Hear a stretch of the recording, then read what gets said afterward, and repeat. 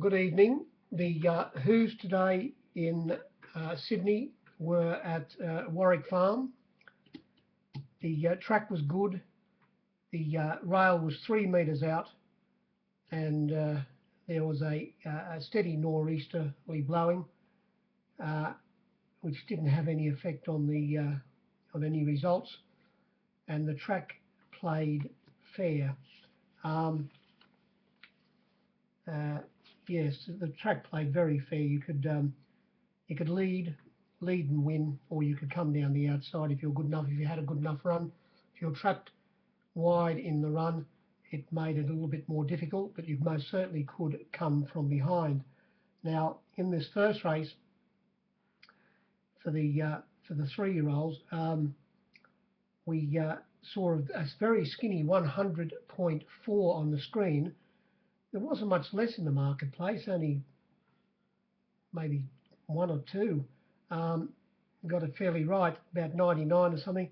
The winner, that's a good idea. It was possibly the first runner that was backed.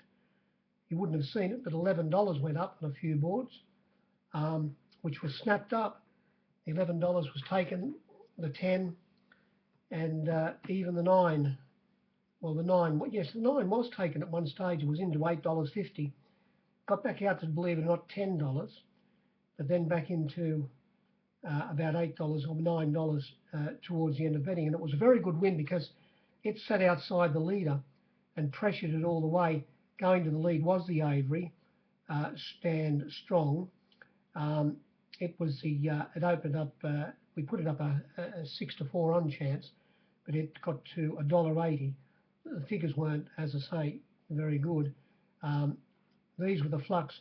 Number 1, Danora, went from 20 out to 30. Imperial, it went from $7 out to $10, back into about 15 to 2, $8.50. Stand Strong, $1.60 to $1.80. That's a good idea.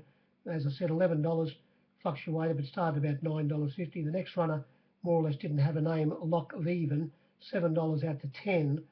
And the bottom one, Fuming, well, God, it was very well backed. Opened up about a $10 chance, got out to 11, and only started $6.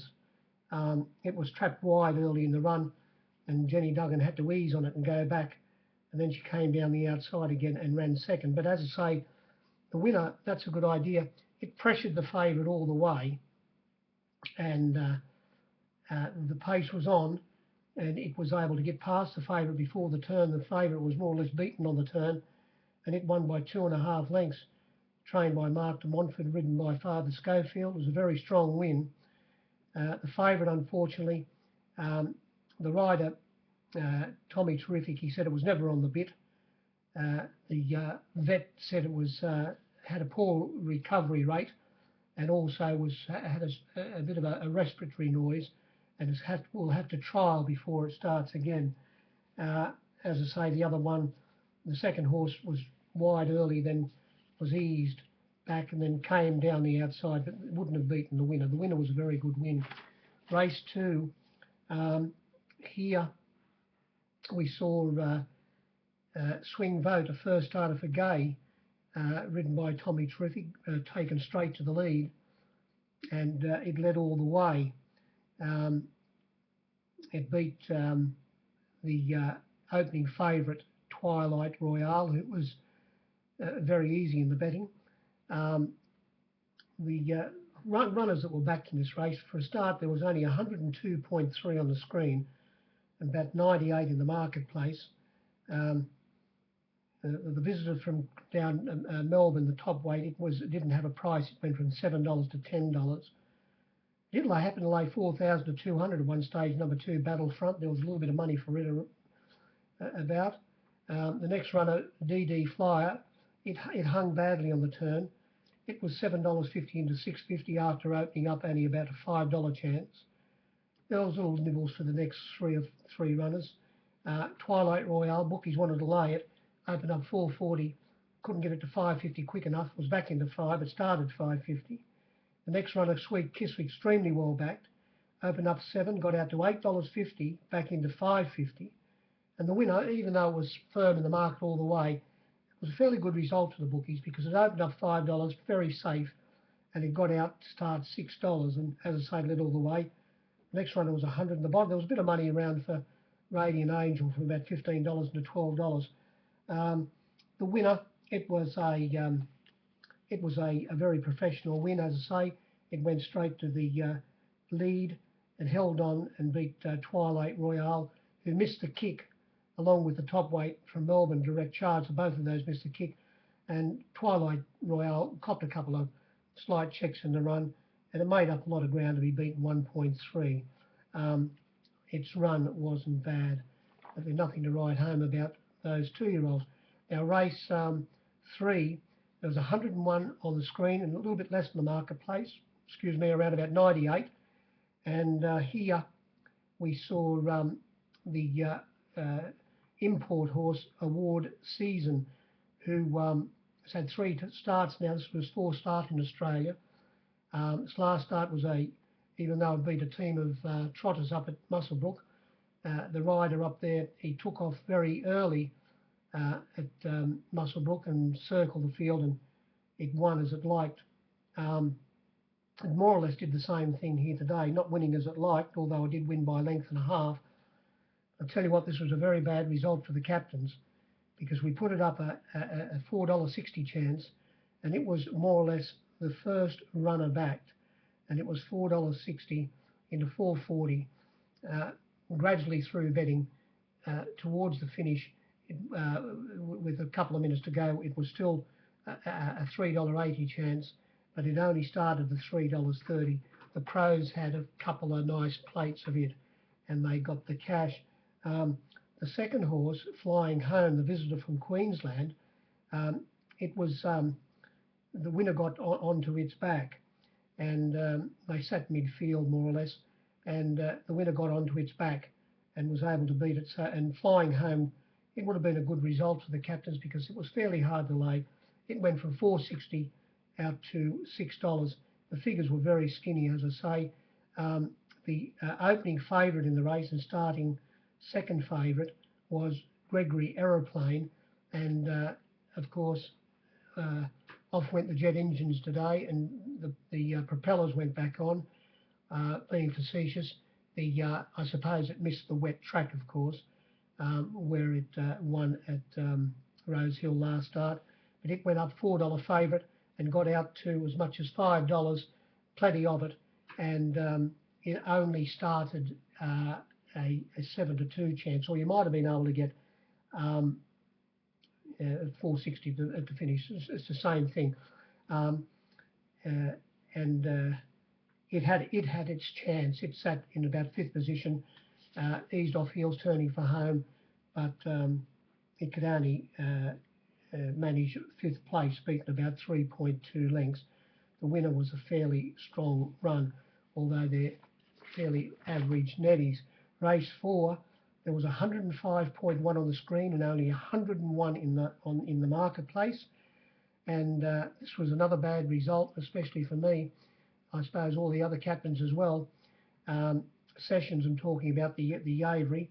You wouldn't have seen it on the Flux, but the Flux was $2.30. Best Flux started $2.10, 10 to 9, but there was $2.50 given. Not a lot of it, but it was there. And things, I must admit, and I think even clever Karen McAvoy would admit, things panned out beautifully for it, because it came out of the barrier all right, races with its head up a bit high, and it was in between runners, more or less midfield, coming to the turn, and when they turned for home, they fanned, and they fanned, and they fanned enough for Sessions to be able to just easily ease off heels and go through a big gap and run down Territory, who would have been a very, very good result for the captains. It was $9 or $10 Territory out to $16. It didn't have a price, whereas the favourite, as I say, after $2.50 was given out, he started $2.10, and it was able to beat it by 0.4 of a length on the line. And they ran a new track record. Could have been a little bit of wind assisted, couldn't it? But the track was nice and firm with the hot weather there today, and they ran 56.23, as I say, a new track record. And running third in this race was Floral Insight, who hung in under a bit of pressure in the straight, and its run was very good. It only got beat a length and a half. The leader in the race, Diamond Earth, who didn't have a price in the marketplace, it went from a 4 to 1 chance, $5 out to $7, a 6 to 1 pop. It led, and it ran last, beaten 16.1 lengths, and it has to trial before it starts again. It's fairly limited, Diamond Earth. That was about the race. Everything fell. The favourite has got home. It only would have been have to have been held up for half a stride, and it doesn't win. But those who took the 6 to 4 into 10 to 9, they knew what they were doing. Race 5, there was 103.6 on the screen, and there was a bit less in the marketplace here, under the 100, about 98. Now, where was the difference? Well, I can see one difference with Hyper number 3. It was $5.50 at the finish. It was only returned $5. And the winner, of course, Merlin Mustang, well, there was $9 or about it early, and $9 given. It did start $8. You wouldn't see that either. It did start $8 on the fence. And what else can we see here? That's about it. A couple of others a little bit were slightly longer. The Rivers of Salvation, they gave 12. We gave $12. The runner starting favourite in this race was Riva Del Lago, becoming a bit costly, this horse. It went up a $5 chance, Riva Del Lago, and got out to as much as $6. $6, very easy to get, but it started, well, I think it's been returned $3.80, but it was, you could have still had the $4 on the fence on one board at least when they jumped, but returned $3.80. Is extremely well backed in the last 5 minutes of betting, and it had its chance. Going straight to the front here was the winner, Merlin Mustang from Barrier 1. On its outside was Samui Lad, and getting a charmer right behind the two leaders on the fence was Thumbtacks from Barrier 2, having every chance, and coming from third last along the fence, finishing closest to the fence, getting up for second inside Thumbtacks in the last 50 metres or so was the top weight Fortelia. Fortelia, it would have been a skinner for the captains. It was $12 out to $21 when they jumped, and it got beat the length margin.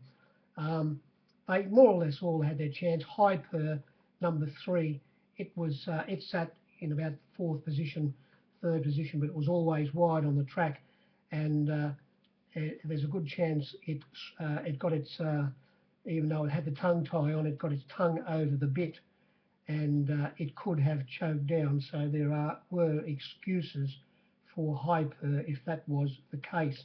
The others were they had their chance, the others. Now, race 6. Well, in this race, now this was a result for the captains, I must admit. Circle of Power. It sat midfield in about it sat midfield, and it hooked off heels, turning for home. And when the buffeting took place between San Ziam and Disciple, the favourite, the winner was able to be moving up at that stage and get a little bit of a break. Disciple poked through again and just failed by 0.2 of a length, and San Ziam, who protested against the favourite for bumping it out of the way on the turn, it was beaten 0.7 of a length, and only 0.8 of a length away was running fourth was O'Reilly's Prize, and coming along the fence only beaten 0.9. So the first 5 place getters, there was under 1 length when they hit the line, was Mr. Edison, who came from second last along the 18 pence. As I say, it was a great result for the captains, although there were quite a few runners that didn't have prices, including the winner.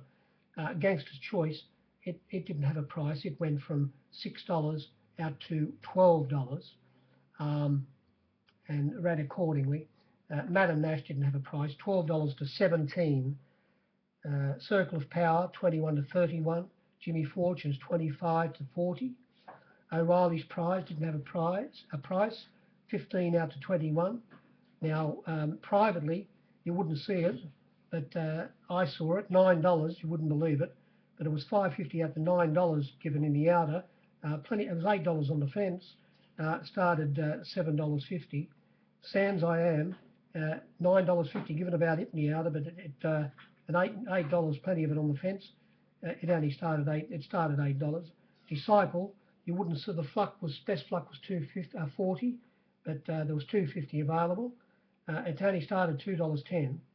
And Mr. Edison, it was 14 out to 26, back to 21. Dolphy's Boy was 31 firm all the way.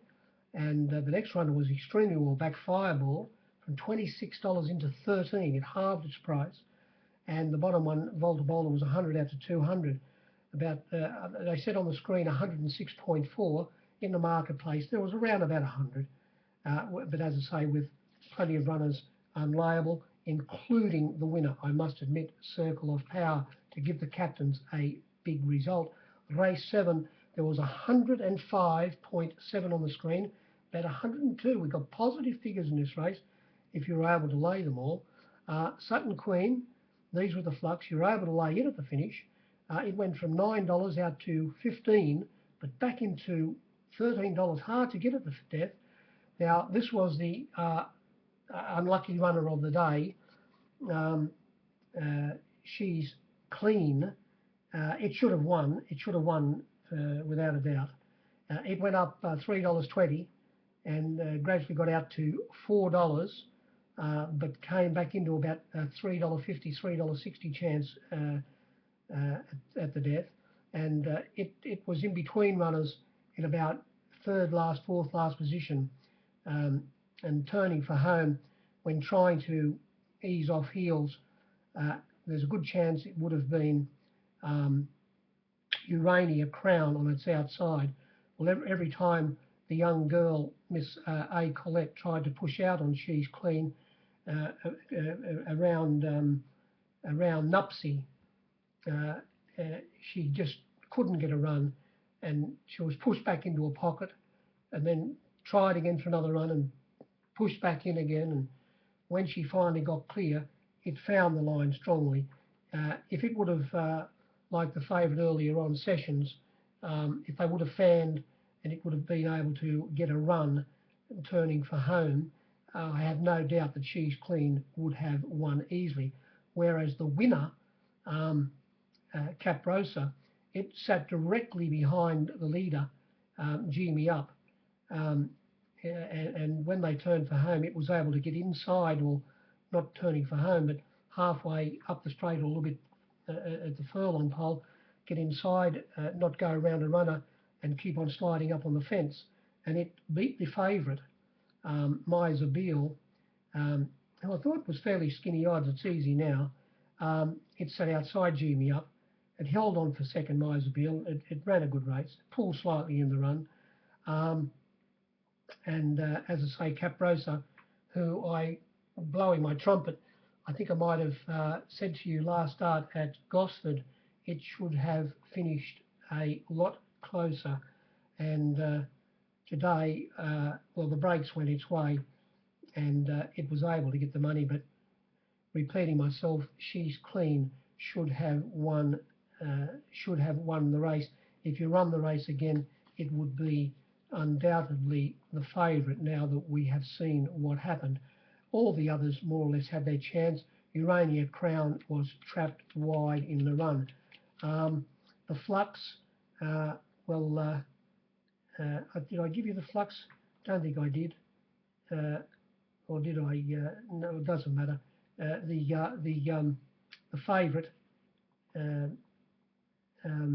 Miser Beale, it was $2.50 early into about $2. They took $2. They took 5 to 4. They took 2.25. It was into $2.10 at one stage, $2.15. But got back out to start $2.30. The winner, it was backed. I don't think I've given you the flux in this race. Sutton Queen, it went from $9 out to 15, back into 12. She's Clean, as I say, got out to $4, back into 3.50. Nupsy, it went from 15 out to 17, back into 13. Miser Beale, 6 to 4, $2.50 into 2.10, back out to 2.30. Dark Brown Sugar, I didn't want to miss it. I gave $12. Laid some fairly good bets against it. It only started at 11. G Me Up, they took $26 at one stage, but it started that price.